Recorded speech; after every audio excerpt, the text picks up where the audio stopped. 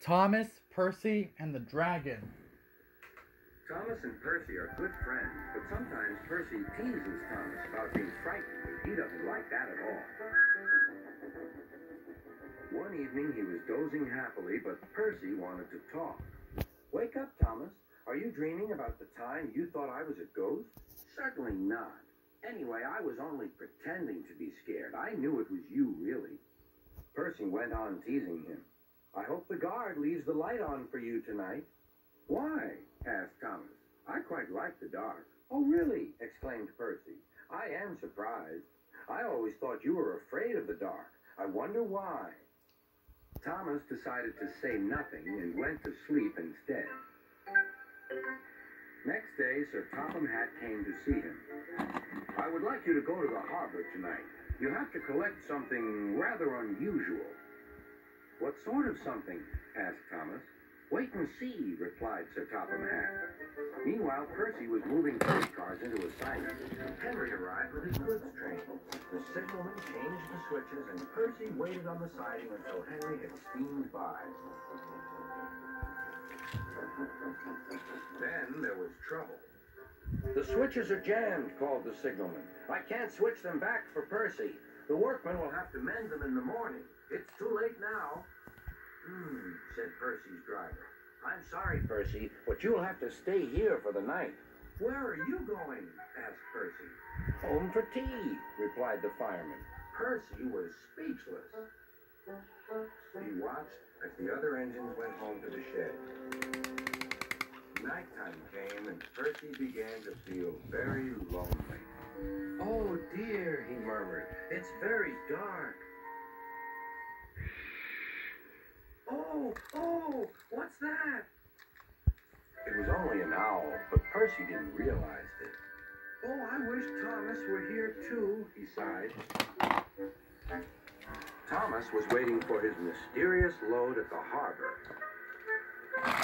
Suddenly, there it was.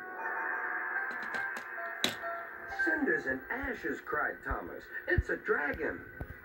"Don't worry," laughed his driver. "This dragon is made of paper.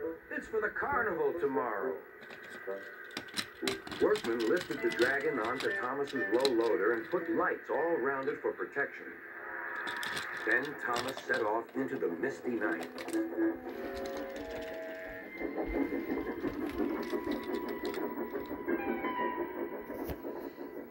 Percy was asleep on his siding and had no idea that Thomas was approaching him.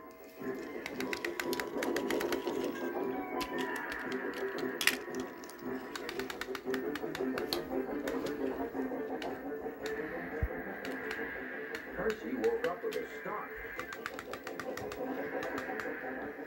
"Help!" cried Percy.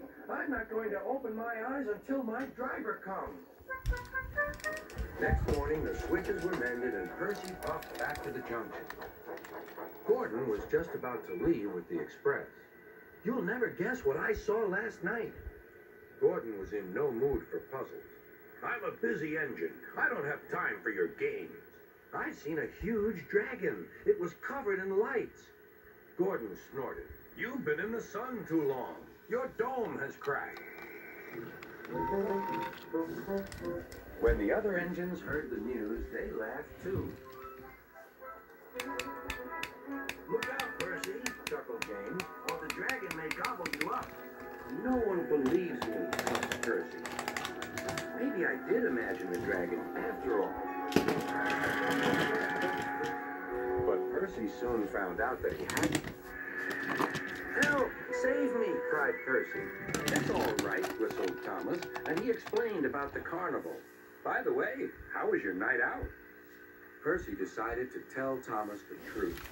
"Well, Percy," said Thomas, "maybe we do get scared sometimes, but if we're not afraid to tell each other, then that means we're quite brave, too."